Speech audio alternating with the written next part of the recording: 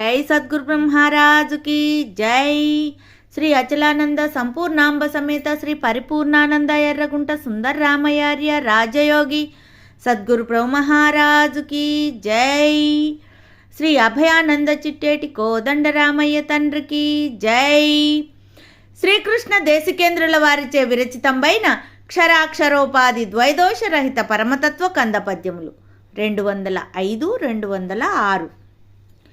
తల్లివి తండ్రివి దాతవు వల్లభుడవు బాంధవుడవు వసుధీషుడవున్ తెల్లమిగ దేవుడవు నీ వల్ల గదా ఇట్టి బోధ వర్తన వినుటల్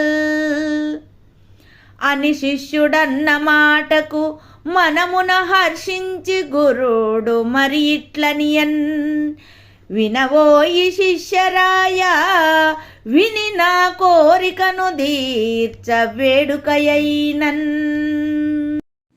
జై నిజ గురుభ్యో నమ. జై నిజ గురు అనుభవానందాయ నమ. భాగవత కృష్ణప్రభు దేశికేంద్రుల వారిచే విరచితమైన కంద పద్యములలో 205, 206 పద్యములను మనం ముచ్చరించుకుంటూ ఉన్నాం. శిష్యుడు గత 2 కంద పద్యములలో విన్నపము చేసినట్లుగానే దీనిలో కూడా గురువుని నుతిస్తూ ఉన్నారు.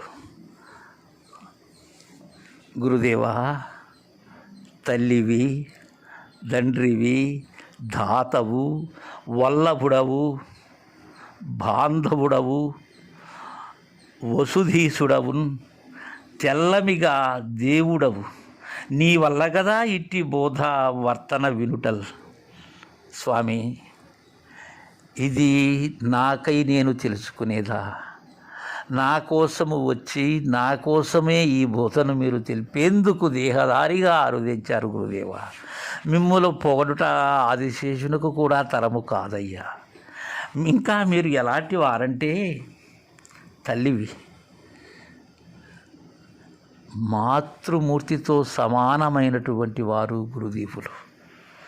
అదే విధముగా తండ్రివి, పోషించేందుకు కారణమైనటువంటి వారు మీరే. నా పోషకులు, నా జన్మకు కారణమైనటువంటి తల్లిదండ్రులు మీరే. వారితో సాటి అయినటువంటి వారు మీరు. తల్లి తండ్రి మీరే.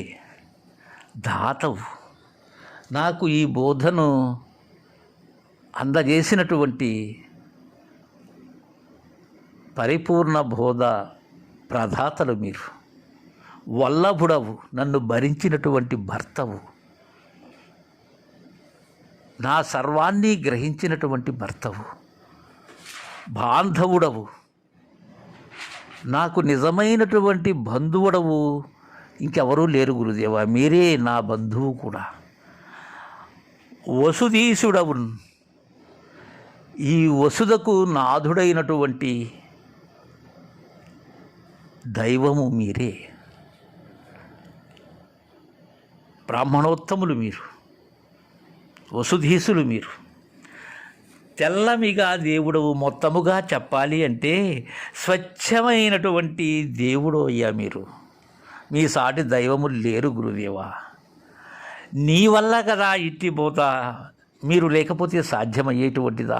ఎన్ని పురాణములు చదివినా, ఎన్ని మంత్రలయ హఠయోగములు చేసినా, అష్టాంగ విద్యలు తెలుసుకున్నప్పటికీ, చతుషష్ఠి కళలలో ఆరితేరినప్పటికీ కూడా, షట్శాస్త్రములను ఔపాసన పట్టిన, అష్టాదశ పురాణములను ఆమూలాగ్రము శోధించినా వీలవుతుందా ఈ బోధ? కానీ మీ వల్ల కదా ఇట్టి బోధ వర్తన వినుటల్. ఈ బోధను యొక్క పద్ధతి ఎలాంటిదో దాని యొక్క విధానాన్ని మీ దైతే కదా విన్నాను గురుదేవా. మీరే నాకు తల్లి, తండ్రి, దాత, వల్లభుడు, బాంధవుడు, వసుధీసుడు, ఇవన్నీ మీరేనయ్యా. వీరందరూ మీలోనే ఉన్నారు గురుదేవా అని తెలియజేసిన పిమ్మట 206వ కంద పద్యంలో గురువుగారు శిష్యునితో తన కోరికను తెలియజేస్తూ ఉన్నారు.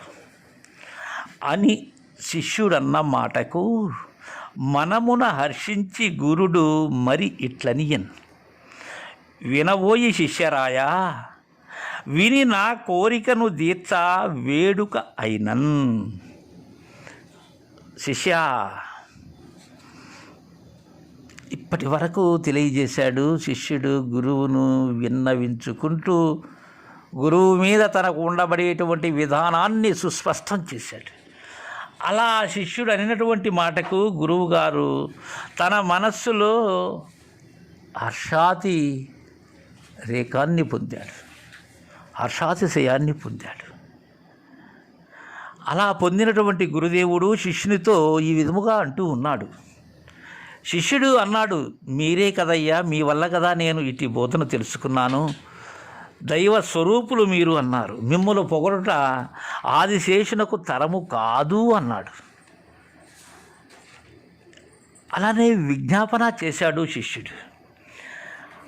ఆ మాటలు విన్నటువంటి గురుదేవుడు ఎంతో హర్షాతిశయముతో శిష్యునితో ఈ విధముగా అంటున్నాడు. వినబోయి శిష్యరాయ, శిష్యులలో శ్రేష్టమైనటువంటి వాడా,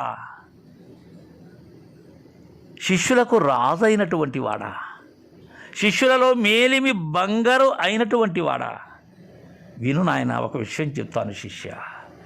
విని నా కోరికను తీర్చ వేడుక అయినన్.